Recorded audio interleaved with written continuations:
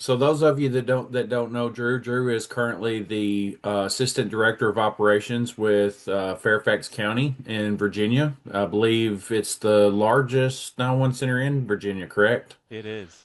Yeah. So you've been there about a year now. Is that right? A little less? Coming up on two. Coming up on two. I was trying to remember when it was. Abby and I were just talking about that. I'm like, I'm pretty sure he's not with Carbine anymore, Abby, in the the bio that I've got here. So I need to change that. But he's been with them off and on since 2013. I think this is your second round with them, correct? And Yep. so he's had everything from call taker all the way up to assistant director. So he knows the industry, knows a lot about it. And of course, your time with Carbine, I'm sure, has just added to that as well. So he's very knowledgeable about what he's going to be talking about today. And plus, he likes to have that influence, right? So what he's going to be talking about today is culture at the speed of trust, how psychological safety creates trust. So, with that, I'll turn it over to you, Drew. Let you roll with what you got there. All right. All right. Thanks so much. I Yeah, appreciate that. absolutely. Mm-hmm. Let me just get this up and shared. Let me know when you guys can see. Can you guys see it? Give me a thumbs up Yeah, or yeah, I yeah, can see you it got it? there. Yep. Okay, Mm-hmm. perfect, perfect, perfect. All right, welcome back. Thanks everyone. Thanks Justin for that awesome intro. I am Drew with a U, and I am very grateful to be here. This is my second Gold Flame, so I'm batting 2 out of 3, which isn't bad. So a huge thank you to Kelly, thank you to Abby, thank you to Patrick, Jody, Justin, the whole Virtual Academy family. Thank you for having me. I love you all truly. And I also want to say Happy Veterans Day to all who have served. We are so much better today because of your sacrifices and your service. So if you're a veteran, from my heart to your ears, thank you for your service. I think most of you probably know me. Justin told you. I am the Assistant Director of Operations with Fairfax 911. But maybe you know me from my time with Carbine, like Justin was saying. I get that a lot still today. I haven't been with Carbine for 2 years, but I still get, oh, you're the friendly Carbine guy. And I'm like, yes, that's me, sure. I'm not with them anymore, but I always love my Carbine family. Or maybe you know me from Nina, or maybe you know me from 911 Wonder Woman. I am on their board. Or maybe you know me from Virtual Academy because I do have courses on there too. Wherever you know me from, whether you know me, whether you don't know me, this is your first introduction to Drew. I am going to give you a double dose, a full helping of all things Drew this morning with my first exercise. So I'm going to start with what's called a pechakucha, and that's Japanese for chit chat. And it's basically 20 slides, 20 seconds each of all things that I love, all things that make Drew Drew. Okay. Are you ready? Buckle up. We're going to do this together. Okay. This is a Pecha Kucha. All right, let's get started. So I was born in Brooklyn, New York. That's the first picture here. I grew up in Brooklyn for 10 years prior to moving to Virginia. So I'm a beach guy, and this is Coney Island Beach. That was my favorite place as a kid. It is a terrible beach. Okay, I hate to say it. I'm from New York, so I can say it. Other people can't say that. But I love Coney Island. That was the first beach I ever went to, so very fond memories of Coney Island. Half of my family is from Barbados, so I'm first generation American on my dad's side. My favorite Caribbean food is oxtails, plantains, and peas and rice. Unfortunately, as you can tell, I never developed a Caribbean accent. So I get teased by that side of my family a lot for speaking so American. Pizza is my love language. I know we get a lot of crap for pizza parties in 911, but specifically New York style pizza with pepperoni is my favorite. As a kid, I would pick off all the pepperonis and eat them at the end. I'm very much like what is his name? Kevin from Home Alone when he gets in the limo and he has that huge cheese pizza all to himself. Like that's my love language. Let's see. Nothing beats a Jet2 holiday, right? So I take 2 vacations with my family a year. This is one from Mexico. I just recently went to Tulum with my family. I literally got back Monday. This would have been so cool if I could have done the presentation from Tulum, but alas, I'm back in Virginia. These are my two heroes in my life, my mom on the left, my grandma on the right. My mom is my huge champion in life. She had me at 18, sacrificed everything to raise my brother and I. So she is my reason. She's my why. She's my hero. I'm so grateful to have a young mom that I can grow old with. I told you I go on 2 vacations a year. The second one is local. So I love, love, love the Outer Banks in North Carolina. Corolla is my happy place, home away from home. I love the wild horses there. I'm actually working on a book. So I started working on a book on culture in North Carolina this year. So that's my stretch, that's my reach. I grew up a huge performance arts geek. Okay, so I was in a barbershop quartet called 6'4". It grew into an ensemble called Unaccompanied Minors. Highlight from this time was I got to sing the national anthem with them at the Nats game.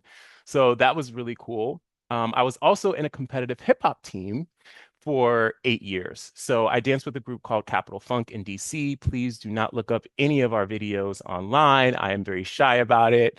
But dance was a huge part of my life. And if you know me today, you know when the music comes on, like I can't resist a good beat. All right. So I love dancing.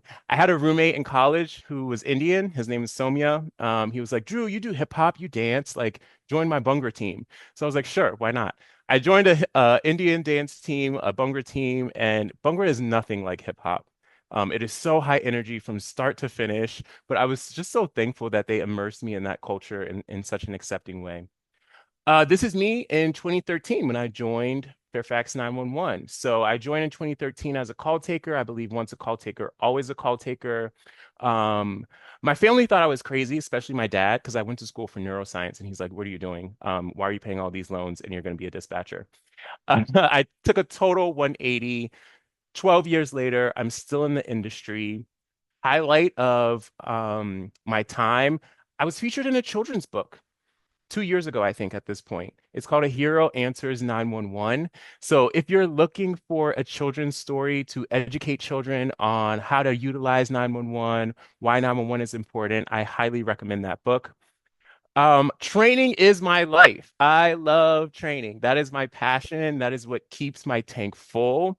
And I'm so blessed that I get to travel the US and train and give back to the people that have made me who I am today, our 911 professionals. I'm also a big yogi, so I know today is all about sort of sustaining wellness. So this is how I sustain wellness is through yoga and meditation, through breath work. It keeps me grounded. I am big on the art of letting things go. I think Desiree said that in the last session. You know, sometimes you have to let things go, sit and release. And so yoga and meditation have become a huge part of my daily practice.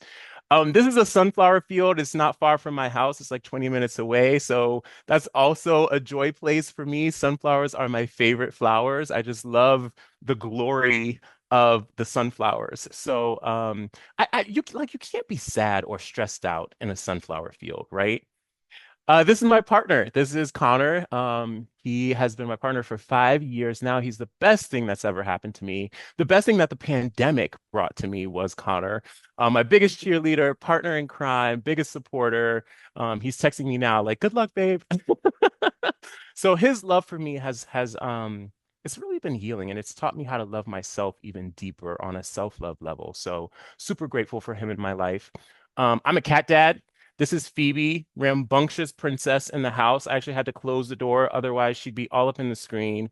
Love my girl Phoebe. She's named after Phoebe from Friends. She is not a smelly cat, but she thinks she runs the home and she really doesn't. This is The Wiz. I am a huge Broadway nerd. I love Broadway shows. So I've seen The Lion King on Broadway. I've seen Hamilton. I've seen Wicked. So excited for Wicked Part 2. I hope you got your tickets because I got mine. I've seen Oh Mary. What else have I seen? This year I saw Cabaret. So I love theater, support the arts. Last year in Orlando, I went to Disney for the first time. This is actually Karima Holmes' son, Adonis. So I rode this ride with Adonis, and I was such a big kid. I was like, what am I going to do at Disney? You know, Disney's for children. No, Disney is as much for adults as it is for children. And I was a big child at Disney. I love to cook. This is my homemade chicken pot pie. I believe it is the best chicken pot pie in the world. Crazy fact, I actually had an audition for Top Chef when they had their like amateur series. My recipe got approved. I had my audition date and I chickened out because I got imposter syndrome. Lastly, I do not bake much. I like to cook, but I don't bake. But every year I do dust off my great grandma's carrot cake recipe. And so that's a way for me to just keep her memory alive through cooking. So that's me with the carrot cake, the triple decker carrot cake. That's my great grandma's recipe, my nana. All right. I know that was fast. I know that was a lot. That was all things Drew, right? Thank you for going on that journey with me. If you've never done a Pecha Kucha before, I highly encourage you to do one with your team because you just find out so much about people that you just never knew, right? Because Drew was a whole person before 911. I'm a whole person in 911. And guess what? I'm going to be a whole person after 911. Okay. After I retire right? And I know this is hard for a lot of us to receive, especially the longer you've been in the industry, but you are not your job. You're not. And you are not just a dispatcher. That grinds my gears when I hear people say that, oh, I'm just a dispatcher. No, you are a whole person. Okay. You are a human under that headset, and you have been a hero to everyone else. And now it's time to be a hero to yourself. Now it's time to be your own hero. So I gave you all of me. I want to give you an opportunity to do an identity dump as well. So, how this is going to work is grab your cell phones, okay? Grab your cell phones. Let's see. Let me skip this slide. Scan the QR code. All right. If COVID taught us nothing, it's how to scan a QR code. So you're just going to take your phone, you're going to go to your camera, you're going to hover over the QR code until that yellow tag pops up. You're going to hit that yellow tag, and it's going to ask you just a simple question. Who are you? Okay. And I want you to give me an identity dump. I want you to put in as many words that describe who you are as a person. Maybe you're a mother, maybe you're a father, maybe you are a survivor, maybe you're Black and proud, maybe you're Latina. Whatever it is about your identity that brings you joy, I want to give you about 3 minutes right now to just enter that into this cloud. Okay. We're going to build an identity cloud. And I love that. Victor, resilient, mother. Keep it going. And I'm just going to check the chat while you're doing that. I also have a sore throat. So if you see me like sipping tea, I'm not being shady today. I just need a little lubrication. Brittany, you're amazing. Thank you. I love that. Thank you for the love.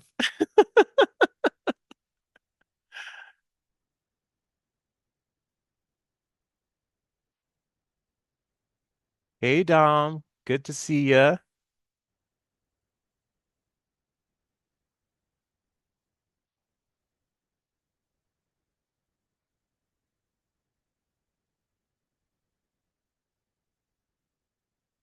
All right. I see that cloud getting bigger. This is awesome. This is awesome. Keep it going.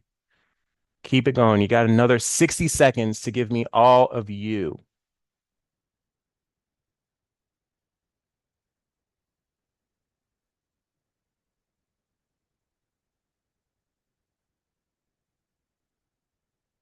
All right, let's see what we got.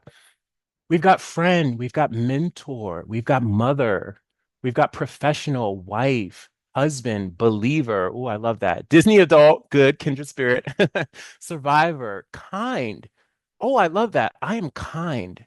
A problem solver, a daughter, a fanatic, a nanny, loving, strong, organist. Yes, mom of adults. I'm compassionate. I'm a cancer survivor. I'm resilient. I'm a musician. I am a queen. Love that. Sports. I, whoever put sports, I love that. That's so funny. I am sports. I'm a manager. I'm tired. Thank you for being truthful. That's okay. Show up as you are, authentic. I am happy. I'm a volunteer. I'm a warrior. Yes. When I look at this cloud, I get so much like energy from who you are, right? Just from who you are. And I know you're still typing in there, you're a Wonder Woman. Yes, thank you for being a Wonder Woman. I know you're still typing in there. Feel free to type in there. Don't stop. Don't feel like you have to stop just because I'm talking. But I think that sometimes in 911, when people walk into our organizations from day one, we try to strip them of their story. We tell them what you've done before this doesn't matter. We'll teach you everything you need to know. We don't give them an opportunity to share the parts of themselves that matter, right? And the most powerful thing to do to maintain a healthy culture is to allow people to share who they are. And it's something so simple. I did that in 6 minutes. I did the Pechakusha in 6 minutes. I know it was like 6 minutes of Drew on steroids, but it was just 6 minutes, right? Do you have 5 minutes, like Justin said on that 5 minute break from the last session? Do you just have 5 minutes to share your story with someone? To share your story of being a friend, being a mentor, being a mother, being a professional, being a wife, being an advocate, being an overcomer, being resilient, being a musician, right? Do you have 5 minutes of time to just share the part of you that makes you you? Because the more that we do that, the more that we build connection and relationship, and the more that we tear down the barriers that are just naturally inherent in our industry. 911 has so many, we have such a huge problem with labels, right? It's the young versus the old, the tenured versus the new people, the dispatcher versus the call taker, the operations versus the admin. And we pit all these labels against each other, but at the end of the day, guess what we all are? Human, right? We're all human under that headset. And so I want to challenge you that whether, yes, Dominique, we are, whether you do this with your team, whether you do this with your family, whether you do this with your direct reports, share your story. Never stop sharing your story. Okay. And I'll be very honest and sober with you all. All of those activities that I did, all of those performing arts that I did, the dancing, the singing, I was acting, I was in an improv group. 2 to 3 years into 911, I did none of that anymore.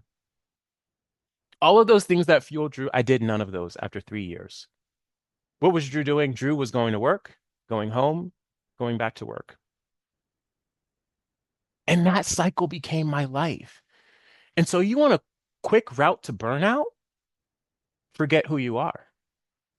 When you forget who you are, you get burned out. You have to remember on a basic human level, who am I? What brings me joy? What do I have to share with the world? That's your value. Okay. So never lose that. All right. Awesome job. I think in order to, we're talking about psychological safety today, but before we jump into psychological safety, we have to hit some foundational elements, right? And so one of those elements is culture. Like, what is culture? Okay. And I think it's very hard. It's like I always tell people asking people what is culture is like asking a fish what's water, right? You're in it. So it's very hard to describe for a lot of people. So the way that I describe culture is like a soup, right? And each of us brings a different ingredient or flavor to that soup. Okay. And so it's not static. I hate it when people think of culture as something that's just static, something that they walk into. No, culture is something that you build. It's a flavor profile that you develop. So maybe Drew is, the carrots in the soup. Maybe Abby's the tomatoes. Maybe Dominique is the snap peas, right? Maybe Patrick is a little sriracha in the soup, right? Add a little spice to it. Just a little bit, Patrick, not too much. Okay. Right. And so we're building this organizational soup together. And every once in a while, I love sriracha too. Every once in a while, we have to taste that soup to make sure that none of the flavors overpower each other, to make sure that the flavor profile is balanced, right? Too much sriracha, no one wants a sriracha soup, right? But we do want that flavor within the soup. So the flavor that you bring has value. It's important, okay? But we have to make room for different flavors, for diversity, diversity of thought, diversity of people, diversity of experiences. And so I describe culture as brave. It's behaviors, relationships, attitudes, values, and environment. All of those things, it's what you accept in that soup. Your culture is what you accept in your agency. And at any moment, you can say, "Oh no, we don't do celery anymore. Oh no, we don't do licorice in this soup." Right? At any moment, you have the decision to say, "I don't think this flavor is working for this soup." You don't just have to blindly eat it, right? And I always to get people to understand fully how we operate within culture, I think that sometimes we act like a guest, right? And so if I'm going to visit someone's house, let's say I'm going over to Jody's house, right? Hey, Jody, I'm going over to Jody's house and I knock on the door. She answers, she welcomes me in. What am I going to do? I'm going to take off my shoes. I'm going to be polite. I'm going to sit on the couch, right? I'm not going to open up Jody's fridge unannounced, start drinking milk straight from the gallon, right? I'm not going to put my feet on her table, right? I'm not going to start rearranging her furniture. I damn sure ain't going to go to her bathroom and blow it up. And it's my first time there, right? Because that's not proper etiquette for a guest, okay? And so I think a lot of us have this guest mentality when we enter an organization. Oh, I can't change things. I can't rearrange things. I don't have any power. You are not a guest. You are an owner of your organization. You own 51% of this company, cultural reference. Okay. You're an owner. So you don't have to wait for someone to tell you to repaint the walls, to redecorate, to move the furniture around, right? To clean up the mess that you see on a daily basis. You don't have to wait for someone and say, oh, that's above my pay grade. No, you own this place. So culture is dynamic. It's ever changing. And you know how much turnover there is in 911. There's like 22 to 26% turnover each year, right? So you have a lot of different flavor profiles coming in and out of the doors. At any point, you can change the recipe. And so I never want you to feel like you are just a passive observer. You're just a passive victim of culture. No, you own it. You own it and you take charge. So culture is what we build. However, in 911, we have certain norms around culture. I grew up with these norms in 911. Oh, we don't learn rookies' names until after probation. Oh, don't ask why. You millennials ask why too much, right? Oh, well, that's the way it's always been. You have to earn your keep. I hate that one, right? And I especially think it's toxic when people say you have to earn respect. No, you give respect. You give respect freely because people are human, right? Now, people do have to earn trust. That's different. But respect should be freely given, okay? Eating our young, we have a problem with that in 911. And oftentimes we say no news is good news, right? So those are sort of cultural norms that we're trying to shift. And it takes a village to shift these norms. It takes a group of intentional change agents to come into the culture, to taste the soup and say, oh, it's got a little bit too much licorice. Oh, we need to balance this out. Oh, we need to put some sugar in these grits. Please don't. Okay. But those are the norms that we kind of grew up with in 911. And now we're trying to change those. Now we're trying to learn people's names. Now we're going to listen to people's stories. Now we're going to explain the why behind why we do things, right? So that when we're not there, when we're not at the agency, they understand how to operate it independently. Okay. That's the way it's always been. Well, we need to create space for hope and change and adaptability, right? We have so many new tools and technology these days, which is awesome. Drew's a huge advocate of technology. I worked for Carbine, right? I love AI. I love video to 911. I love all of these things. But guess what? If the leadership is poor, the tools won't work. If your mentality is poor, the tools won't work. You can't have great tools with poor mentality. So you have to change, you have to shift your mindset around how to take care of your culture. Okay. So those are the norms. So how do we shift that mindset? I use the three C's. All right. Celebration. We need to celebrate each other. Celebrate each other. On a very small level, I celebrate people just showing up, right? And people think I'm crazy when I say that. I'm like, no, I celebrate when my people show up because guess what? I know what it's like when they don't.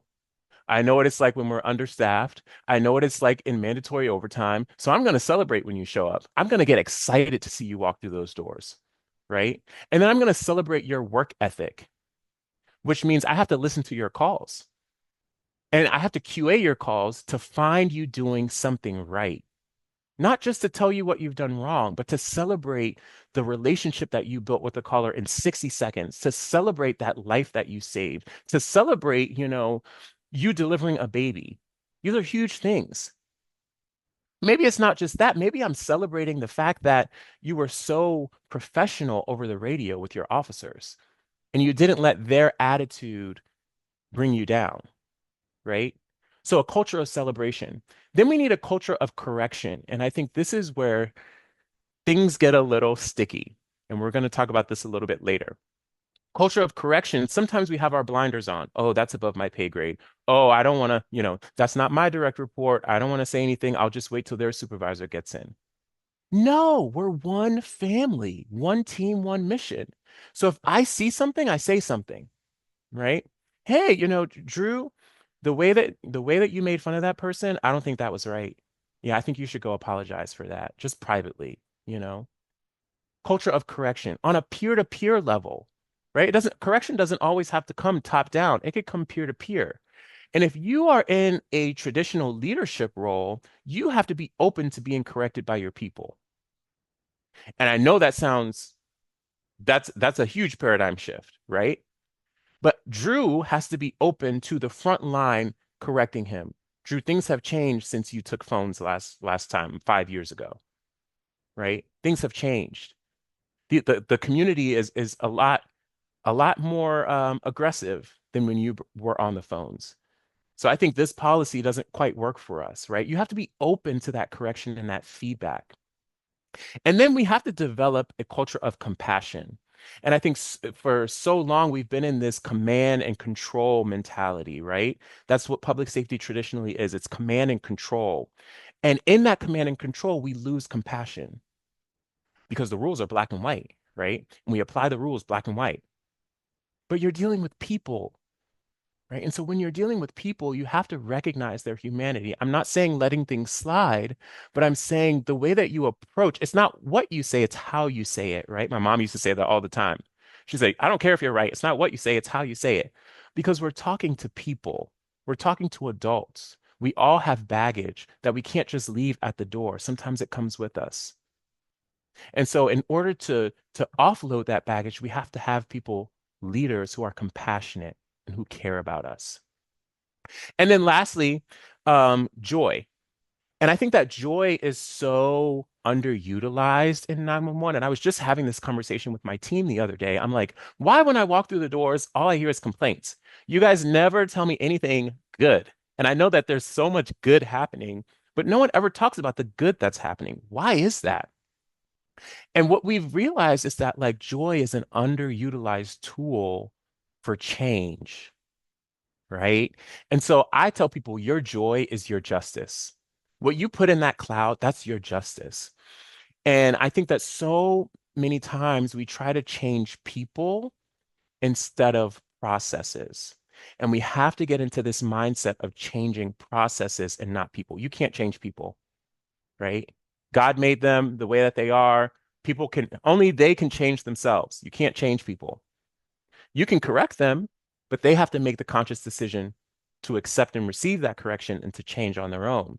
But you can change processes and systems that allow people to act and show up in certain ways, right?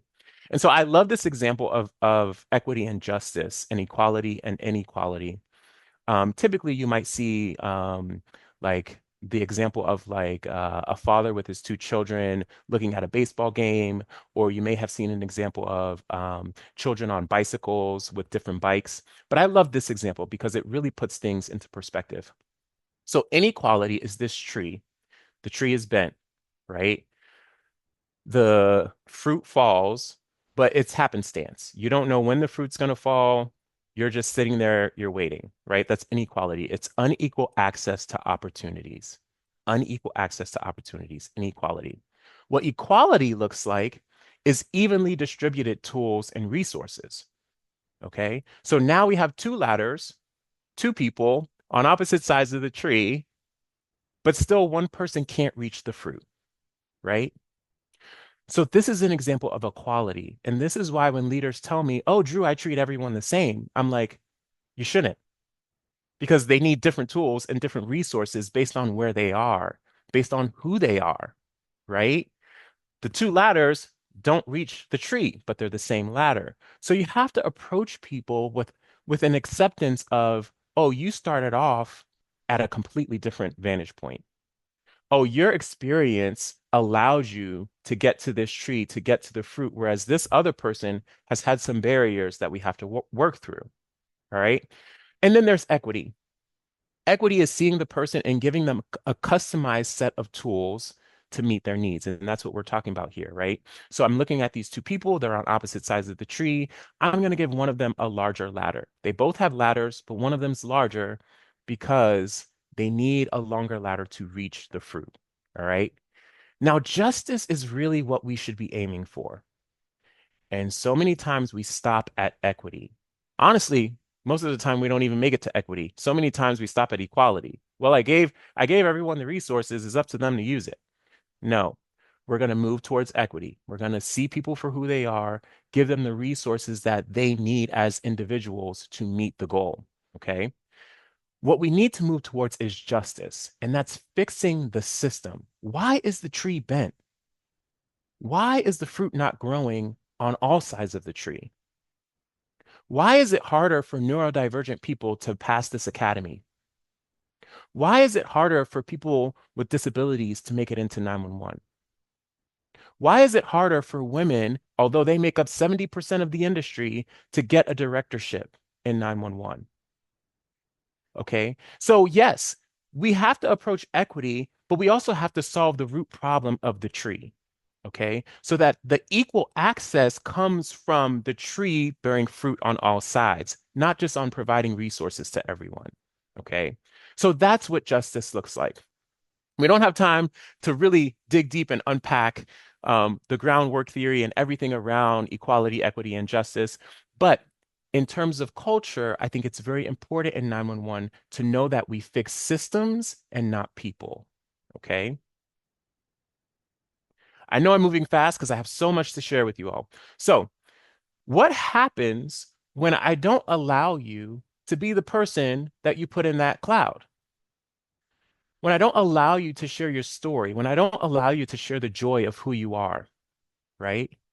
What happens is quiet covering. You may have heard of quiet quitting, which is like, oh, I'm at work, but I'm really not doing any work because screw this place. I'm just getting a paycheck and I'm just going to do the bare minimum. Well, quiet covering is it's an identity phenomenon where about 75% of the workplace, which is a huge chunk of the workplace, covers.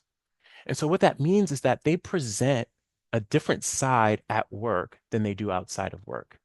They cover their real identity because the culture has taught them that who they are is not valued. All right.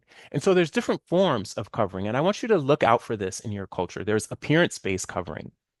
This is where people alter their personal appearance, such as grooming, hairstyles, attire to match workplace norms. When I was coming up in 911, one of my early bosses told me, "What is that thing on your face? You need to cut it off." Right? He was talking about my beard. And I just looked at him and I said, "Sir, if I cut this thing off, I look like a naked mole rat, and you just don't want to see that, right?" I make light of it, I make humor of it, but there are certain things in public safety, certain relics that have been passed down, and it causes people to be ashamed of how they present naturally, right? Your appearance, your appearance is not the cornerstone of being professional. Yes, there's a way to look professional, but really what we need to focus on as 911 professionals are outcomes, are processes. Okay. And I think sometimes we focus a little bit too much on personal appearance. If you've ever heard of the Crown Act, the Crown Act is basically creating respectful, open world for natural hair, is what the Crown Act stands for, creating a respectful open world for natural hair. But basically, Black women are 25% more likely to be denied jobs or to be told to go home because of their hairstyle, right? Which is insane, right? When you think about it, it's insane. But there's only 25 states that have the Crown Act. The other 25 don't have any sort of protections for Black women's hair. And so think about that. Think about a lot of people ask, like, why would people cover? Well, people cover because there's no protection. People cover because of discrimination that has been forced on people, and now they're trying to overcompensate just to keep a job. That's why people cover. So I want you to be conscious of those things. Then there's affiliation-based covering, and that's minimizing behaviors or affiliations that are associated with your identity, right? That's like everyone's celebrating Christmas, but you celebrate Hanukkah, right? But you don't want to say that because um, the majority of people don't identify with what you identify with, right? And so that's affiliation-based covering. Then there's advocacy-based covering. So that's remaining silent when a negative joke or comment is made about a group that you may identify with, right? Not all identity is visual. There's a lot of silent identity, and you never know what walk of life someone else comes from just because of how they appear. And so you making fun of something that you don't even know in their past or in their history they may associate with, that causes them to cover, right? And then there's association-based covering. So this is avoiding people, avoiding contact with other people from your own group, right? Such as not joining affinity groups. Oh, I don't want to join the LGBT group, or I don't want to go to the LGBT mixer because if I affiliate with them, then I'm going to be discriminated against how they're discriminated against. And that's how covering works. And so I want you to be conscious of how covering presents itself in your culture. Why? Because wearing a mask causes anxiety. Okay. When you are constantly forced to wear a mask and not be able to share who you are authentically, the repeated covering causes anxiety. And that's what we need to prevent. We need to allow people the space to show up as their authentic self. All right, so let's get into the heart of today's conversation, psychological safety. All right, we're talking about psychological safety in the workplace. What is psychological safety? It is the belief that I can make interpersonal risk, right? That the things that I say, the things that I do may be a risk. It may make someone else uncomfortable, but it's the belief that we can take those risks in order to achieve our goals together, right? So in order to achieve a goal, we're going to need we're going to need diversity of thought. And that means that not everyone's going to agree, and that's not a bad thing, right? There's good conflict. And so psychological safety means it's safe for me to show up authentically. It's safe for me to challenge the norm. It's safe for me to make a leader shift. It's safe for me to treat other people and to care for other people in ways that exceed the standard. All right. So that's what psychological safety is. It's interpersonal risk taking. And some components of it is a climate of candor, which means I'm gonna say it how it is. And that's not licensed to be disrespectful, but that is licensed to state the facts. What are we up against? Right? To be transparent. And it's a willingness to correct mistakes or the absence of interpersonal fear. Right? If I correct this direct report that's not mine, is my peer going to be like, you're overstepping? If I say something to my manager or my supervisor, are they going to be retaliatory, right? Is it safe to make suggestions for improvement of the organization? And so this really falls into four different stages. The first is inclusion safety, and that's what we've been talking about for the past 15 minutes, right? It's feeling safe, it's feeling valued, it's being treated fairly, equitably, hopefully with a justice lens, right? And it's the belief that your experiences and your thoughts matter. that what you bring to the table matters, that you are invited to the table, that this is your dinner because you are an owner of the culture, right? So it's inclusion safety. Then there's learner safety, and each stage kind of builds on the other, right? They can be independent, but they're intended to build on each other. So then there's learner safety. I feel safe to learn and grow, right? I feel safe to make mistakes. And so if you're a frontline professional, and this is what I tell frontline professionals all the time, because sometimes I think that when you're dealing with leaders, and I mean leaders, not in like a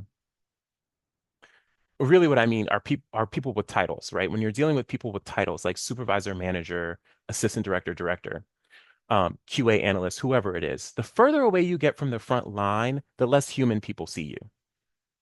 And so what I tell frontline professionals is that your leadership deserves a level of grace.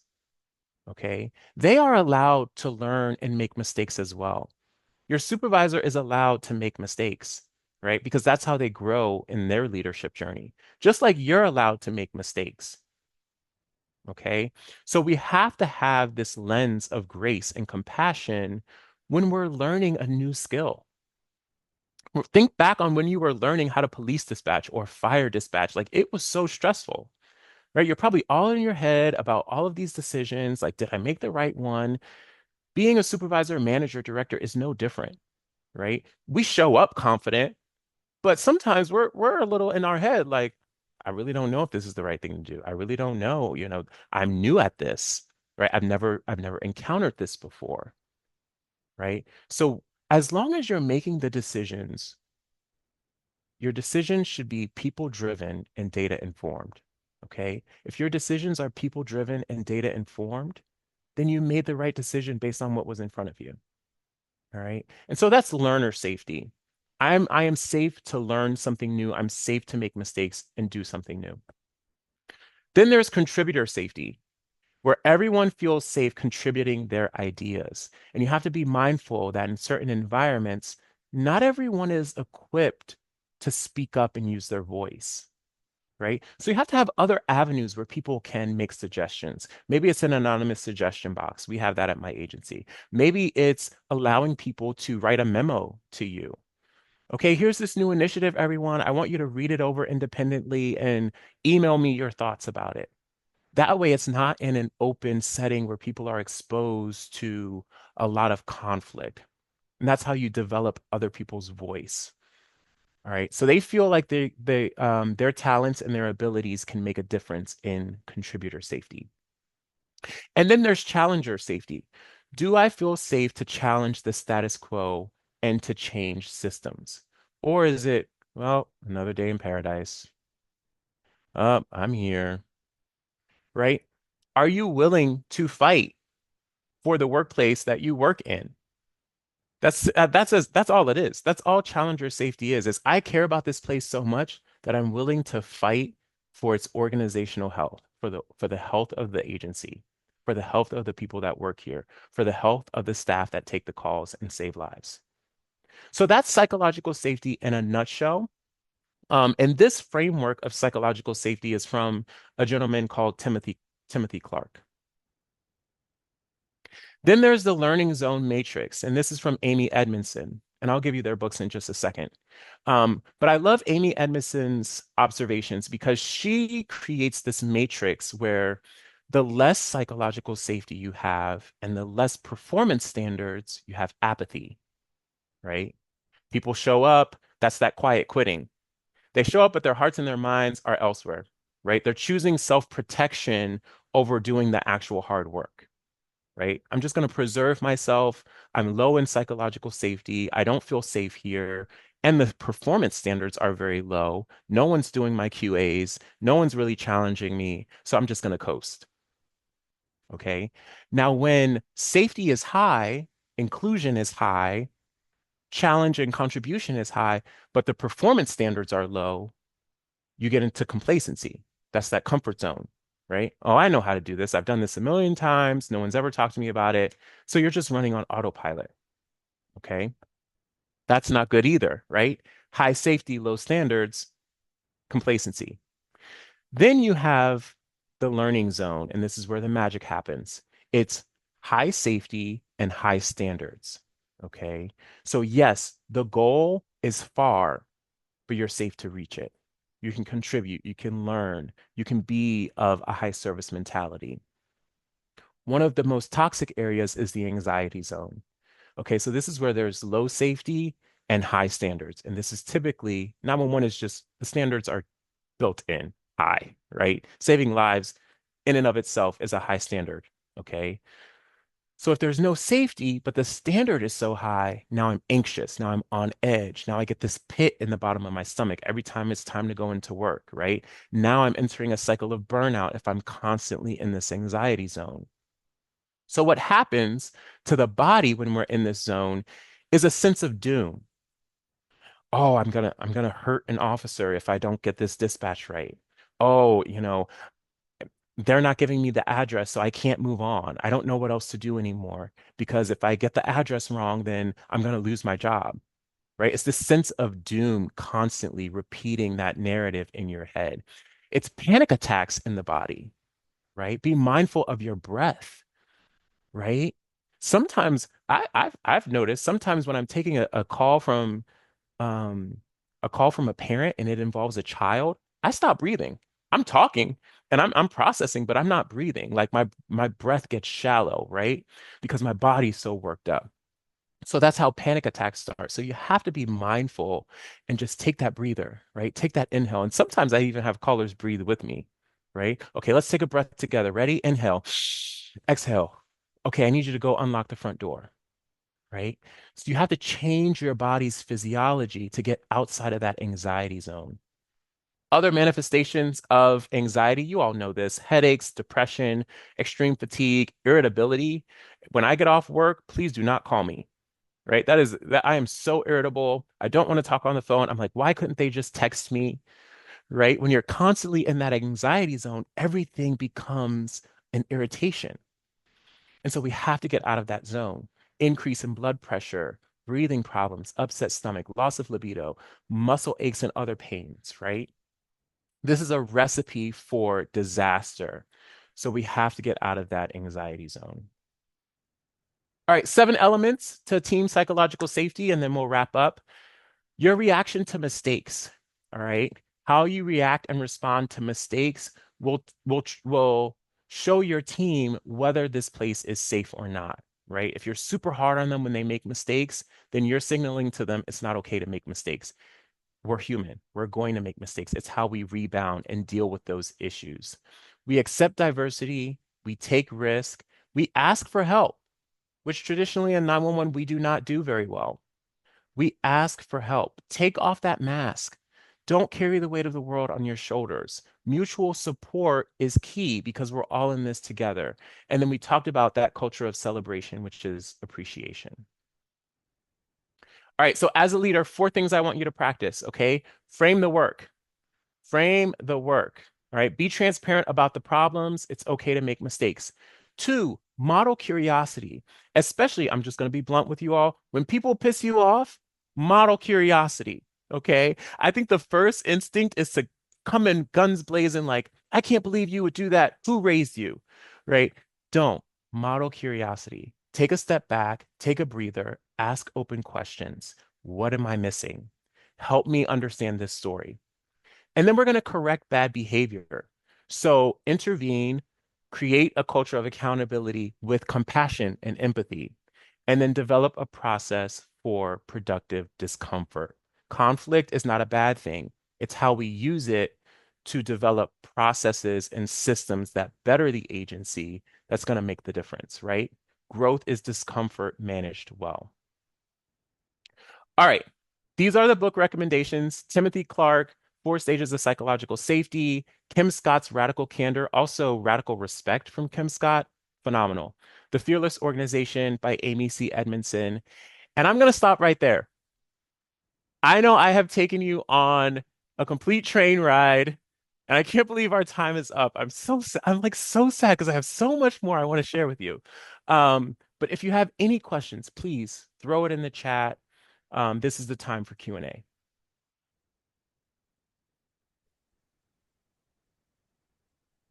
Yep, absolutely. We've got a few minutes here. If anybody has any questions for Drew whatsoever, anything you want to know, he will answer it. I guarantee you. How about the recipe for the chicken pot pie? Ooh, ooh. That one, that's patented. Well, I had to Patrick, did you ask. notice when he said he was going to visit Jody's house? I put in the comments, like, you I can did. visit, that's great, but you're also going to be required to cook that amazing food that you just Oh, I showcased. would That love to. that or Yes. Nana's carrot cake, one of the carrot cake's Yeah, my so come favorite. on down to Tennessee anytime you want. I have a big old house. You're welcome. Yes. Bring your friends, bring your family. This could be a whole little one of your little 2 trips a year kind of thing. Well, we'll definitely be there for the conference next year, right? Well, And I was going to say you're going to have a couple days before the conference that he's going to have to come down and hang out. That's what it is. that's So, 100% Yep. it. Maybe you should come. Yeah, but Maybe you should come dibs, down. I've already After. extended the invite. So, Okay, well, he can stay at your house during the conference, but he can come to my house after the conference. oh my gosh. Wait, Drew, I Uh, have a question. yes, Are your tickets for Wicked opening night? they are. Yes, Yes. mine too. I'm so excited. Yes. Oh, I'm like gonna be Uh, holding back tears. I can feel it already. no, I am not even gonna try. I'm not even gonna try. I'll sob through the whole thing and I don't even mind. Uh, I'm not Thank seeing you any all. questions, Drew. I'm just seeing how awesome you are. That's it. Aw. yeah, Yeah, that's about it. Well, that's if you about do it. have any questions later, drew.clark at Outlook, andrew.clark at fairfaxcounty.gov.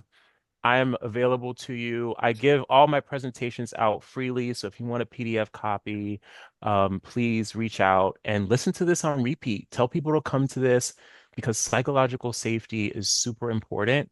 And that's how we build organizations. That's how we build our people up. And that's how we build trust. And it takes a long time to build. It's easy to break. Okay. And so we have to be very intentional, very conscious. But trust is also hard to kill. Okay. So don't be afraid. Easy to break, hard to kill. Keep at it. Stay intentional. We got this.